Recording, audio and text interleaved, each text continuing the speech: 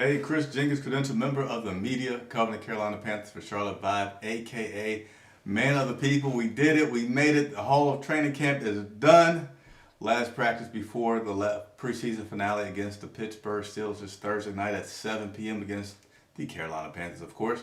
I will be bringing you our live pregame show, as I always do, as well as postgame show.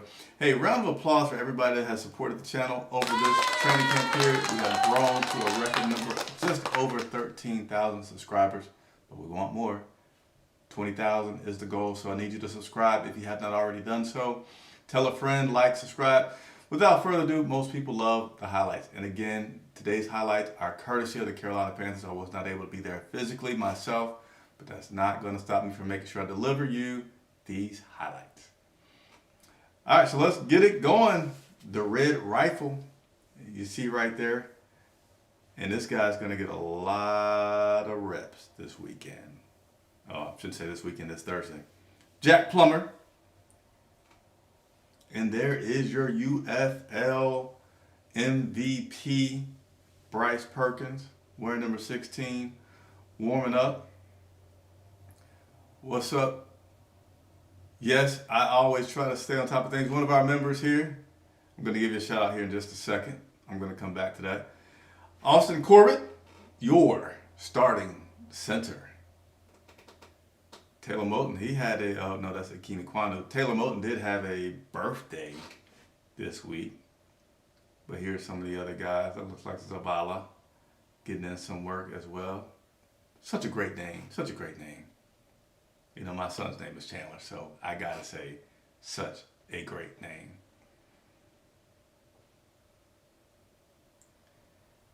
And Icky, who is part of the headline from today. You don't have to wait long for it. I'll share it with you in just a second. What's going on, Leonard Kowalski? Defense getting in some reps right here. Again, just a couple of days out from the final preseason game in which your starters will not play. But this guy right here, Jalen Coker, you will see him playing.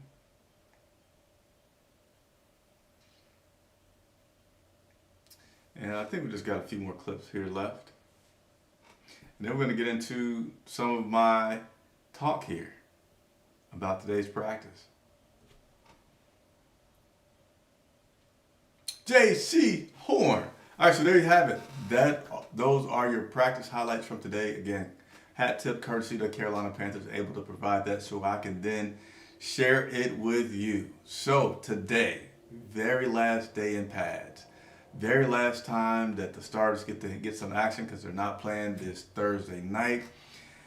And Dave Canal said he thinks he got the guys fired up a little bit too much because, yes, yelling, chirping, scuffles, pushing, all that good stuff happened today. Here's Dave Canales on just exactly what may have transpired today at practice. May have pushed the guys a little bit too hard in the team meeting this morning. They were a little excited today. But, you know, final opportunity in pads for the starting groups who will not be playing Thursday. We had a great move the ball session at the end. It got heated towards the end, kind of going in there. There were some unbelievably physical plays, some hard runs, safeties showing up, some great rushes. And they just kind of were in a competitive moment. You know, tempers flared. We try to push the guys to the edge. We went a little bit over. So yeah, tempers flared. So J.C. Horn and Icky, which are two guys at kind of dramatically different positions, right? But hey, when you're coming up to make a play on the ball, everybody gets into the spot, right? So J.C. Horn and Icky going at it, jawing at it, and J.C. even swung at Icky, and coach said, "Hey, this is where we got to draw the line." So he's always been a man that says, hey, guys, be who you are. Now, if you're not a rambunctious, rowdy guy, don't be that. And if you're not a quiet guy, don't be that. Be who you are, because he feels like he can get the most out of his players when they are who they are. But he said, let's not swing at our own players. Let's not swing at other players. Let's play the game and respect the officials and everybody else that's involved. So I like the intensity, But we got to be smart about it. We cannot lose guys. We got to start the game and end the game with the same 46 and not have any self-inflicted wounds. So that was his message. Even though he said he had a good message this morning, he said that after today's practice, after he met with the media, he was going to talk to the team again about, hey, let's be smart about what we're doing. And it even spilled over into after practice where guys were still just jawing at each other. Fortunately, nothing went out of control, but it was good stuff. So let me pause you before you go back to, hey, this is what we need from 2015. I mean, you like to see it, right? You like the competitive nature. You like guys trying to, not back down and have that intensity, have that physicality that Dave is wanting this team to have. But we can't go there yet to that 2015 team because we're missing a few. Yeah, right. We'll see, though. We'll see. We'll certainly hope that it's a good season. It's always much fun on my behalf when I'm covering a team that's winning. And another thing that happened today was guys running gassers, specifically on the offensive side, because the defense was getting the better end of things. So Chuba and Bryce is rumored to be the guys that said, hey, let's be accountable. Let's run some gassers, which are just running extra sprints from sideline to sideline for those who have not played the game. And Coach Dave Canales said he didn't even know that this was happening. It started and he was like, oh, whoa, what's going on? We're about to go into another segment here.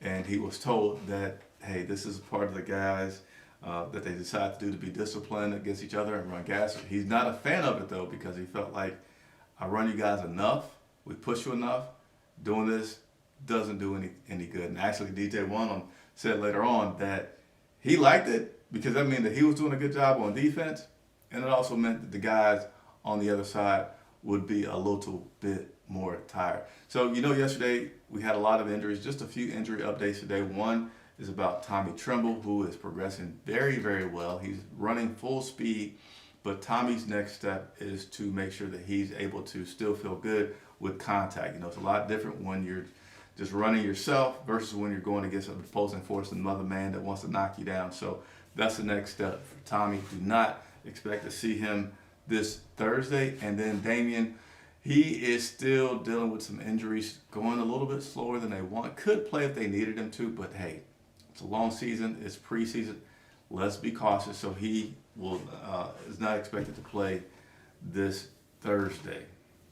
Also of interesting note, who's been calling the plays? So Dave Canales is all about this developmental stuff, which I like, right? I feel like I want to say it kind of dismissive, and I don't want to do that. But he's all about developing his staff, and I like the reasoning because he's like, if during a game I'm talking to other guys on my staff, on my offensive staff, and I'm asking them for their feedback, if they've called plays before, they could still have a little bit of a different perspective about all the moving parts and the decisions I have to make and the information I need in order to make decisions quickly and better. So he likes that.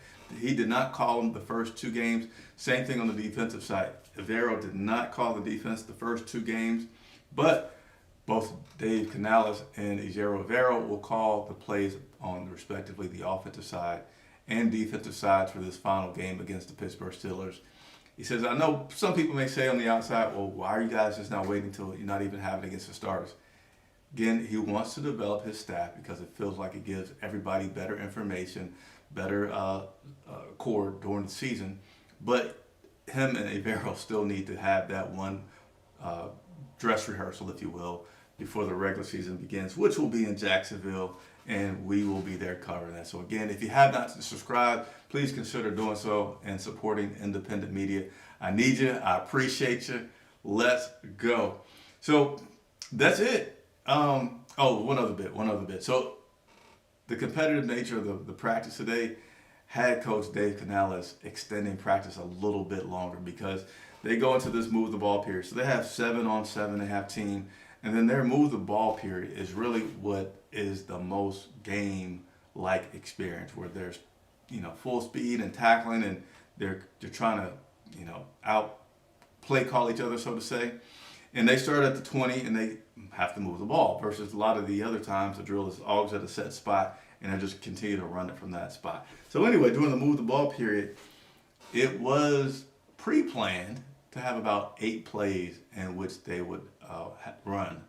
But it ended up being about double. Canales said he saw the competitive juices from guys like Derek Brown, J.C. Horn, Bryce Young, and these guys. He said Mike Jack even.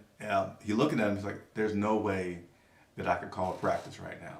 These guys I can't do it." So he ended up running twice as many plays as he had intended to, which again, I like all this information that's been coming out about the team practicing, the physicality. Heck, they haven't scored in the preseason. So let's see some competitive nature. Let's see some guys getting mad. And we're going to see, hold on one second here. It's tough to see everything that's going on with the team during the preseason because they're still holding so much back.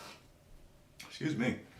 But it's good to see the intensity from today. Definitely good to see the intensity for today. So quick show for you, but definitely want to get you guys up to date. The next time you will see me will be Thursday night.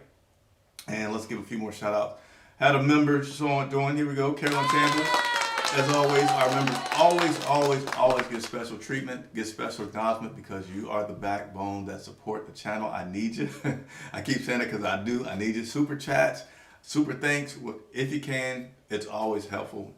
Helps us have more resources to run the show. So thank you very much for your membership there, Carolyn. And then, let's see, Darren Green, we need to get another great quarterback and have some horse receivers from Colorado Buffaloes out there. Okay.